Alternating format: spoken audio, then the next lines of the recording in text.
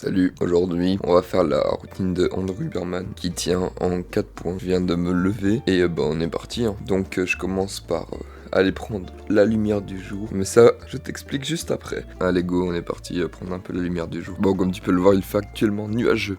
Donc c'est dire que je dois rester au minimum 15 minutes. Alors pourquoi c'est important de s'exposer à la lumière du matin dès le réveil? Car ça permet de réguler le rythme circadien. Le rythme circadien, c'est notre horloge biologique qui va régler nos hormones, notre énergie, notre température en fonction de l'heure dans laquelle on se trouve. Tu vois, notre corps, il n'a pas l'heure comme on l'a inventé, tu vois, donc il sait pas s'il est midi, il sait pas s'il est 13h. Par contre, on a un cycle, on a un rythme qui nous permet de dire, ok, le matin, j'ai besoin de plus de température pour me réveiller, le soir, ma température doit chuter pour m'endormir, et donc via ce rythme circadien, ça permet donc toutes ces adaptations, tous ces changements d'hormones, enfin bref, tout ce qu'on vient de dire. Attention, parce que si le rythme circadien est déréglé, ça peut amener de l'anxiété, de la dépression, des migraines, même des maladies beaucoup plus graves, des maladies auto-immunes et tout ce genre de choses qui sont vraiment nulles, qui peuvent être en partie dues aussi à un rythme circadien déréglé. Alors pourquoi l'exposition à la lumière ? C'est important. Pourquoi c'est bon pour le rythme circadien? Car ça permet d'avoir notre pic de cortisol naturel.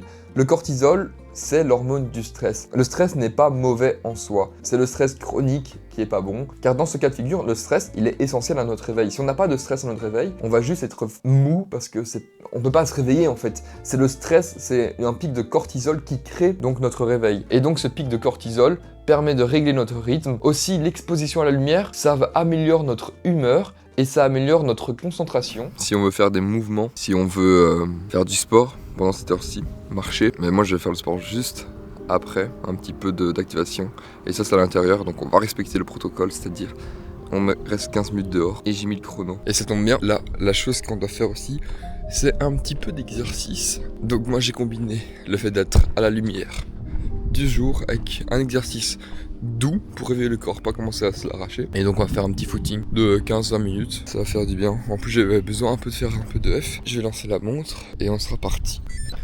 La deuxième chose, c'est donc l'activité physique dans sa morning routine. Alors pourquoi c'est bien? C'est un peu les mêmes points que l'exposition à la lumière. Ça fait augmenter notre température, donc la vigilance, on a une meilleure vigilance, une meilleure humeur et un meilleur contrôle aussi pour notre endormissement qui sera en fin de soirée quand le corps a besoin de diminuer de température. On fait augmenter notre pic de cortisol. Donc si le pic de cortisol augmente naturellement avec du sport, donc pas avec du stress de la vie de tous les jours, s'il augmente très fort dès le matin, si on suit une journée naturelle, simple, sans vraiment stress par ailleurs, il diminuera petit à petit, donc le soir on sera vraiment avec un niveau de cortisol qui est bas et donc plus facile pour s'endormir et même mieux pour la santé. Et en plus de tout ça, il y a tous les bienfaits du sport, c'est-à-dire meilleure mémoire, plus de points de santé parce que voilà, plus beau physique aussi, plus de prestance envers nous-mêmes, plus de confiance en soi, tout ce que le sport peut amener. Seul défaut que j'ai trouvé à le faire le matin. Le matin, c'est une activité douce. Si tu te détruis, jamais c'est, donc je peux pas savoir. Mais si tu te détruis, pour travailler après, c'est genre 10 fois plus compliqué. Et je sais que voilà, Andrew Huberman, c'est pas un athlète, c'est quelqu'un qui travaille, c'est un professeur, c'est un podcasteur. C'est vrai que là, je me voyais mal de me donner à fond maintenant sur un truc, puis devoir travailler. Alors peut-être que ça marche, c'est juste que j'ai jamais fait. Peut-être qu'on arrive à faire la part des choses et que c'est juste le temps de s'habituer. Mais voilà, c'est une petite pensée que je me dis. Pour ça qu'il faut faire un truc doux, gym douce, un petit footing, au lieu de vraiment s'envoyer. Si notre priorité n'est pas de faire du sport à 100% et que notre priorité est plus d'avancer dans nos projets, je préfère avancer d'abord dans mon projet au moins 2 heures à 4 heures, puis pouvoir mettre la séance de sport et après refaire sa vie. Je trouve que la mettre trop tôt au matin, peut-être que les gens qui le font tous les jours s'y habituent et au final n'ont pas cette fatigue. Voilà, ça c'est juste mon ressenti, c'est juste mon avis. Et voilà, je viens juste de faire 2 km, 16 minutes de course, en mode vraiment très chill, avec 149 BPM de moyenne. Là, on va rentrer et on va faire la dernière étape de sa petite morning routine. Allez, l'avant-dernière, si on considère le travail aussi. On va aller faire un petit bain froid, de quoi 3-5 minutes. En plus, il fait moins chaud que d'habitude, donc l'eau elle est encore plus froide et j'avais changé l'eau. Donc c'est de l'eau froide et il fait pas plus chaud que d'habitude.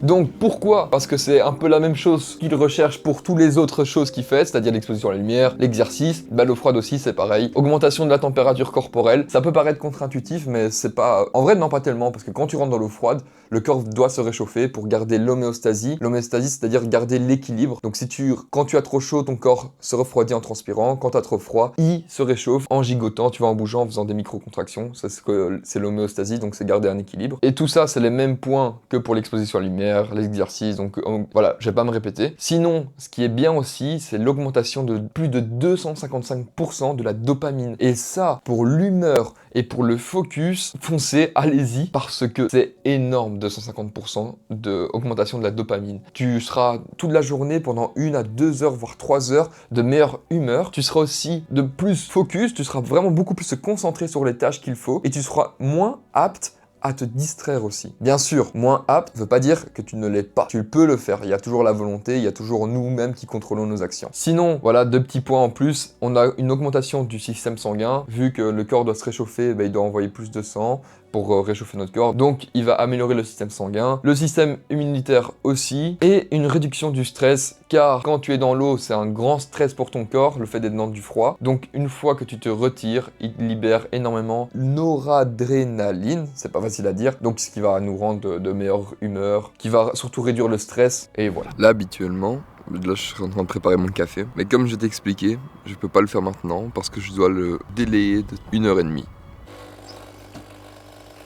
Et voilà, on va passer maintenant à la dernière chose que Andrew Huberman fait lors de sa morning routine. C'est on va manger. Bon, il mange peut-être pas des pains au chocolat, mais... Et enfin, le café, tant attendu. D'habitude, je le fais dès mon réveil. Voilà, je sais que c'est pas trop bon, on l'a pas fait aujourd'hui. Je me sens avec plus d'énergie. J'ai été courir, j'ai pris le bain froid qui était moyen froid, faut être honnête. Donc s'il était encore plus froid, je pense que ça m'aurait fait encore plus de bien. J'ai pris le soleil aussi au matin. J'ai délayé mon café. Et tout ça en travaillant. Là, je vais m'exporter les vidéos et on va faire le montage de cette vidéo.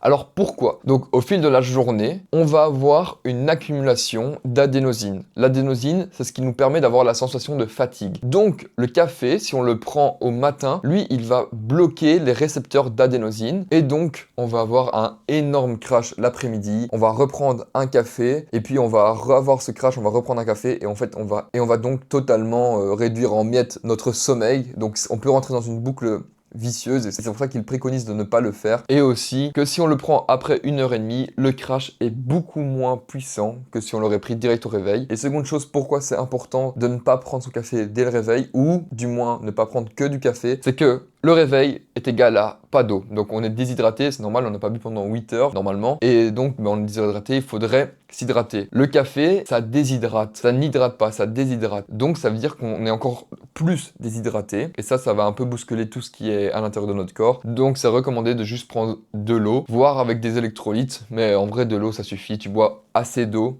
3 gouttes d'eau, parce que l'eau c'est très hydratant, c'est normal, c'est de l'eau.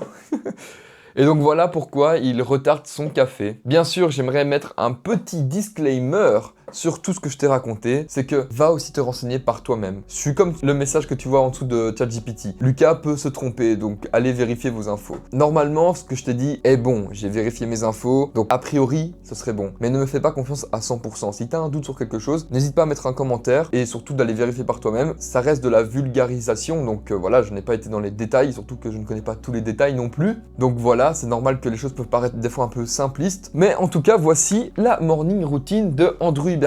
Et ce qui est bien, c'est que je l'ai testé aujourd'hui et tout ça m'a pris environ 1 heure. Seulement 1 heure. Et c'est vrai que je me dis, aller m'exposer à la lumière 5 à 10 minutes le matin, puis aller faire un peu de course. J'ai été courir quoi, 18 minutes je pense. S'exposer à l'eau froide 5 minutes, prendre le petit café. Donc après tout ça, c'est même bien parce que le temps que tu fasses tout ça, tu vois, que tu fasses aussi les autres choses, parce que j'ai pris 1 heure plus ou moins pour ça, plus le fait de filmer, plus le fait voilà, de m'habiller, ça, donc ça m'a pris plus ou moins 1h30, ce qui est parfait pour retarder le café. Et donc la 5e chose, comme j'ai expliqué, c'est le focus. Ouais, parce que tout ça doit amener quand même à bien travailler, parce qu'on va pas faire ça juste pour le fun. Donc ça nous permet d'être en bonne santé, mais aussi à bien travailler. C'est les deux. La santé passe quand même avant. Mais donc voilà, j'ai testé, et honnêtement, j'apprécie plutôt. Je trouve que c'est une chouette morning routine. C'est pas un truc trop complexe, c'est pas comme le gars sur Instagram qui mettait sa tête dans des glaçons. Donc ça va, j'aime pas trop les morning routines qui demandent de faire 25 000 trucs. J'aime bien un truc sobre, et c'est vrai que c'est assez sobre en fait. Il y a 3 choses à faire et une chose à ne pas faire. J'avoue que le café, c'est dur. J'aime bien me réveiller avec mon petit café. Tu vois, avoir le petit café, le prendre, et pendant que je travaille ou les premières heures, j'aime bien avoir ce café. Donc pour moi, ça serait ça le plus dur, c'est retarder le café. Mais sinon, voilà, pour l'expérience d'une seule journée, car c'est pas vraiment en 24 heures que tu sais jauger une habitude ou pas. Tout ça, le rythme circadien qui se règle et tout, ça prend plusieurs jours. Pas non plus 3 mois, pas non plus 1 mois, mais au moins 1 à 2 semaines de le faire ça tous les jours. Ça permet donc une amélioration du rythme circadien, ça permet une amélioration de l'humeur. En tout cas, en 24 heures, là, il est actuellement 15h38 et je me sens plutôt bien. J'avoue avoir repris un petit café quand même, voilà, je reste quand même addict à mon café. Mais c'était chouette de tester ça. Je recommande, honnêtement, c'est une chouette morning routine. C'est une chouette morning routine, donc à tester. Et elle prend pas non plus des heures, elle prend 1 heure. Je sais que pour certains, le matin, 1 heure, c'est beaucoup. Lui, il préconise même de se réveiller un peu plus tôt pour pouvoir la faire. Voilà, chacun fait son avis. De toute façon, chacun adapte les choses qu'il voit à sa vie. Moi, je trouve que c'est plutôt pas mal. Est-ce que je vais continuer à l'essayer? Pourquoi pas? Parce que c'est vrai que c'est assez chouette. Allez, merci d'avoir suivi la vidéo. Aujourd'hui, c'était l'avant-dernier jour de mon défi 1 vidéo par jour. Et quelle aventure! Déjà, je vous remercie pour les gens qui ont regardé toutes les vidéos ou une grande partie. Ça me fait énormément plaisir du soutien et tout. C'était pas facile, il y a eu plusieurs galères. On en parlera tout ça demain. Merci d'avoir suivi la vidéo. N'hésite pas à t'abonner et à mettre un petit like si tu aimes ce genre de vidéo, si tu aimes ma personnalité. Et à la prochaine.